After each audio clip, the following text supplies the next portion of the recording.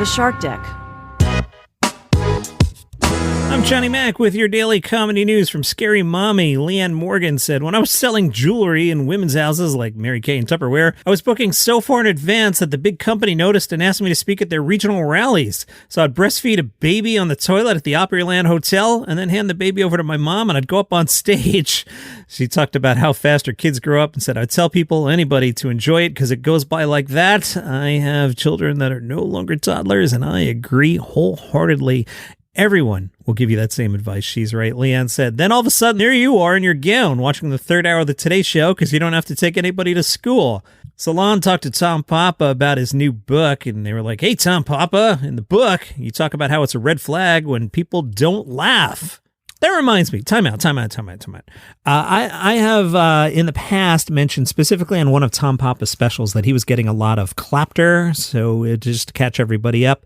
What clapter is when a comedian does like a big segment and the audience doesn't actually laugh. They clap to be like, okay, we appreciate what you just said, but we're not actually laughing, which seems weird to me in a comedy show, and Papa has suffered from that in the past. Mark Maron on his podcast last week talked about that, and even Maron said that he's noticing more and more it's hard to get an actual laugh. So if audiences changed, Maron kind of got into it a little bit, saying maybe there's so much Netflix comedy now that people have just seen so much comedy and they're getting, I call this the Emperor of Rome syndrome. So what's that, Johnny Mac? If you're a new listener, I ran SiriusXM comedy for 10 years. So for 10 years, I'd be at work and I would have the radio stations on all day, every day. So 8-9 hours a day, plus listening on my commute, plus listening in the car, right? So I listen to a lot of comedy. And what happens over time is you get numb to it and you do this thing that the comedians in the back of the room do. And I've spoken to comics about this, where someone will be up on stage and you're analyzing it and you're like, oh, that was really funny. Oh, awesome callback. Oh, great setup there. Oh, I love what you did. But you don't actually laugh anymore. It's terrible. Anyway, Maron got into that on his podcast that came out last Monday. Tom Papa talked about it in the book, and Tom said when people don't laugh, it terrifies me. Before I was a comedian as a kid, I would see people that didn't laugh or teachers that never laughed, and it was like, something's wrong here. Right now with my kids, we'll meet these other parents, they're your children, you realize the husband doesn't laugh, the wife never laughs. What's it like living in there? There's no release valve. You're taking everything too seriously. It's got to be a pressure cooker. Makes me very, very uncomfortable. I don't understand that way of living, so you just brood over it and have real honest conversations every night. They asked Tom if he's feeling the pressure not to offend anyone in this cancel culture. Is cancel culture even a thing, right? Every comedian's like, there's no cancel culture, and Dave Chappelle's playing arenas. Papa said, look, if you're a comedian and you have your audience, you can say whatever you want. You can do whatever you want. Your audience considers the source. They know when you're joking. They know that this is an idea that's just trying to push us further and we all find funny. We're all grown-ups about it. So when you're attached to some corporation, if you have a show on NBC, if you're being hired by a company in a studio, then you're in trouble. I've watched a lot of people get shows taken away, a lot of people you don't even hear about. There's the big cancellation, but then there's a whole other level of being canceled quietly. You don't even know and you don't hear because of one joke. They end up in trouble and have projects taken away, and it's pretty terrifying. Interesting, Tom Papa. Very interesting. The good thing about the moment, though, is you don't need those corporations. So all these comedians you notice are starting their own podcasts, starting their own networks, writing their own material, going out and performing. If you're not beholden to a company that's frightened and hasn't figured out how to make an adult stand, and they're just playing to the whims of a few people complaining, that's when you run into trouble. So all these comedians now, we have the freedom to speak, but you have to do it on your own terms. Good Morning America asked Kevin Hart, hey, how do you stay motivated to maintain a healthy lifestyle? Kevin Hart said, working out started off as just something to do to try and get in shape, but it's become pretty much a part of my life. So when it comes to health and wellness, it's now embedded in me.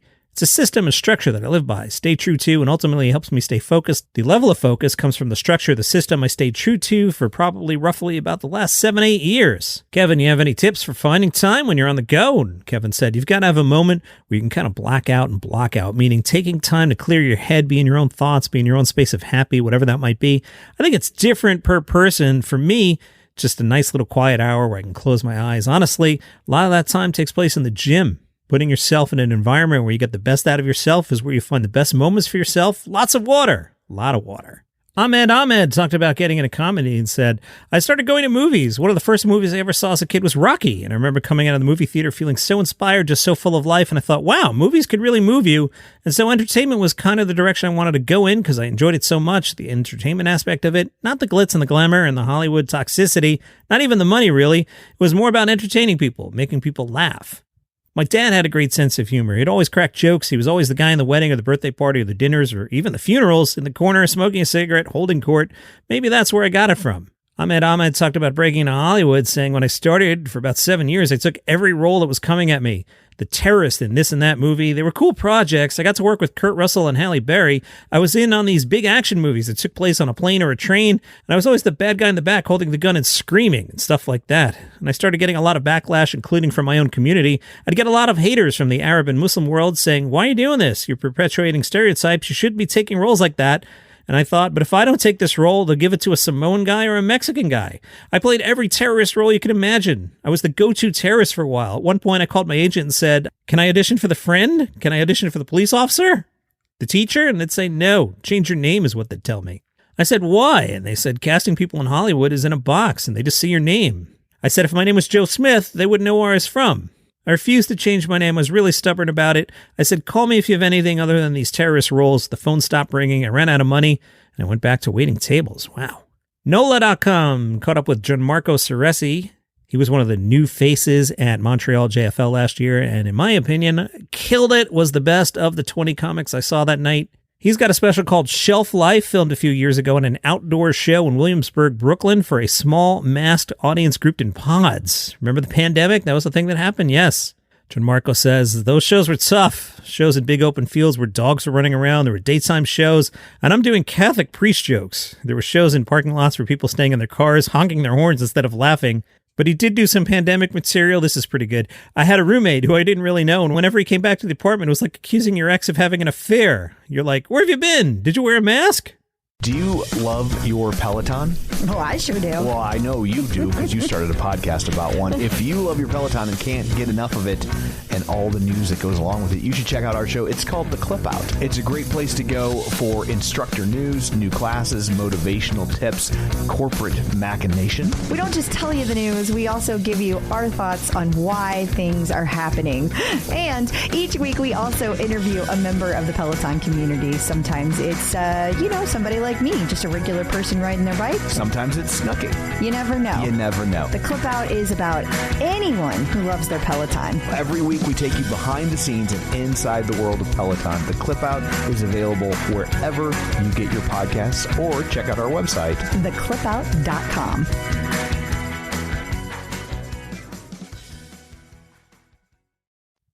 From the New York Times, a little Amsterdam improv club launched big American careers. Seth Meyers, Jordan Peele, Amber Ruffin, and some of the Ted Lassos honed their comedy chops at the United States at Boom Chicago. The Times writes, Seth Meyers had no idea what to expect when he got a job in 1997 performing at a comedy club in Amsterdam called Boom Chicago. Seth said, I knew not one thing about the Netherlands. My first thought was to get some good hiking shoes, I guess, because I thought I was going to Switzerland. Then I showed up literally in the flattest place I ever lived. Well, the place is celebrating their 30th anniversary, and from the 5th through the 16th, it's the Boom Chicago Comedy Festival. Your headliners, July 6th, Brendan Hunt, Coach Beard from Ted Lasso. July 6th and 7th, Seth Meyers. July 13th, the Dutch Comedy All-Stars. July 14th, Best of LA Comedy Showcase. Imagine going there and going to an LA showcase. This is for the locals. Don't be catty, Johnny Mac. Ooh, July 16th, a show called F, Marry, Kill. Do you know that game? That's where you pick 3 people and you realize which one you'd like to marry, which one you'd like to be cozy with, and which one you would kill. It's a brutal game. The club now has its own theater in the center of Amsterdam, and it's still what it was at the beginning, a venue for 2-hour improv and sketch comedy shows by 5 performers who engage in comedic games and stunts based on audience suggestions. The founders were inspired by Chicago in the 80s. They attended late-night improv sets at Second City. In 1992, they took a trip to Amsterdam, and they visited a coffee shop, one of the city's legal marijuana cafes. They said, we had one of the best stoner ideas ever, which was to quit our jobs in America and come here and start a comedy club. A city clerk said, your idea won't work. Dutch people don't want to see a show in English. Tourists don't want to see a show at all. That actually sounds like good advice to me, but they did it anyway. And now we're 30 years later. Seth Meyers said, we got to be on stage 4 or 5 nights a week, and that was never happening for us in Chicago. Also, we got to be in Amsterdam in our early 20s. Amber Ruffin said, at Boom Chicago, the learning curve is steep, man, but once you get it, it's the most fun a person can have. It was the perfect place for a young person to learn, the perfect mix of partying and then having to deliver. Seth said of the Dutch, they don't give it away for free. It's not really a language barrier. but I think they just are discerning. I have a great affection for the audiences I had there because it's the truest bounds you were ever going to get.